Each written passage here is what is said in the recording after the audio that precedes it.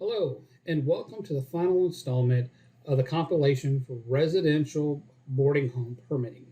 My name is Travis Meeks. I'm with the Harris County Permits Office, and I'm going to walk you through the last installment for newly constructed residential boarding homes. So let's go ahead and get started. Let's first log into our account. For those who do not have a registration account, please log in by clicking the button New Registration. So let's go ahead and log in. When we log into ePermits, we're going to go to Projects and then click on Apply. Next, we're going to put in our address so that we can find our location that we want to obtain a permit for. You'll notice that it drops down on the list here. Google will pull up as many addresses it knows within the area. So let's select our address and then select the green button to search. When it pulls up our location, if it's in the wrong location, you can simply drag and drop the pin on the correct parcel, which will pull up the correct address in order for you to apply. So let's move this back over here, and we're going to go ahead and apply.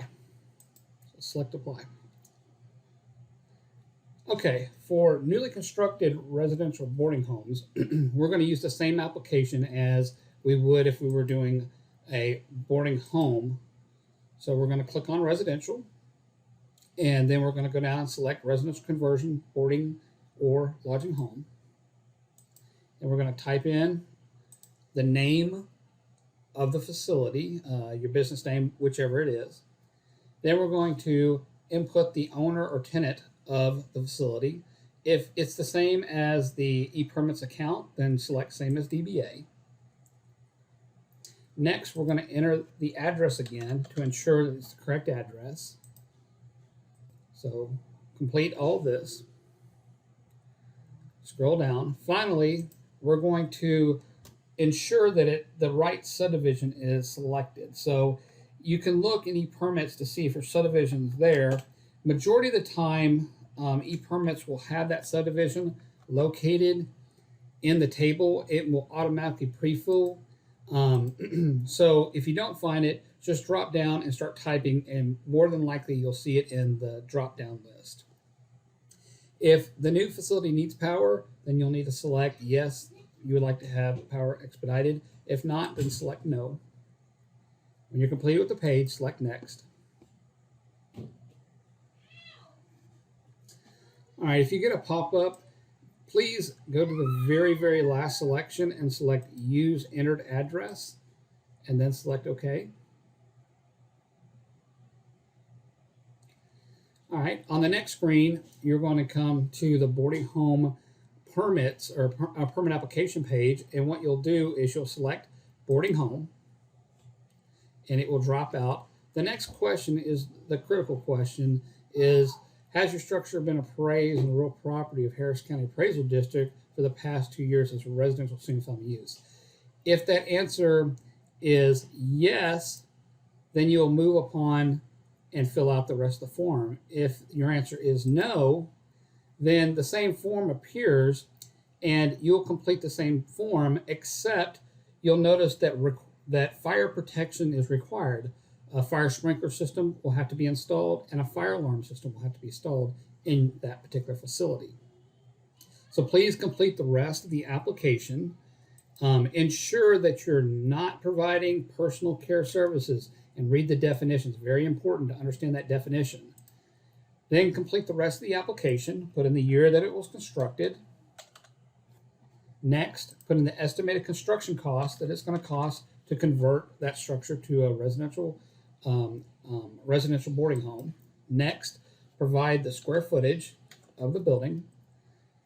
Also, please provide us the habitable square footage. If your total square footage includes a attached garage, that's not considered habitable space, so make sure you're just including the habitable space. Finally, provide your occupancy load. Remember that in this application, the max occupancy load is 16. So if you go over 16, you'll probably need to go through the full fire code review process. So as long as you're under 16, you can use this application. Finally, select the number of stories of the building. And then at the very bottom, complete the deed restriction or covenant. If you are in an area that has deed restrictions, please fill that out completely before you submit your application. Whenever you're complete, select Next.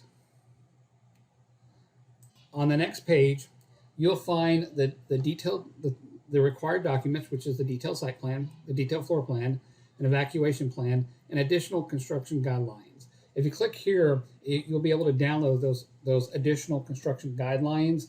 That would also be the same as the questionnaire from the website, so it'd be the same documentation.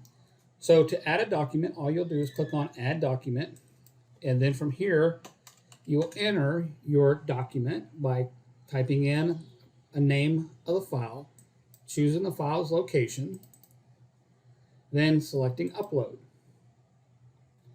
Once you have uploaded the document, you can simply click on Add again and then go through the same process to add as many documents as possible. But when you're complete, what you'll do is you'll select the Next button.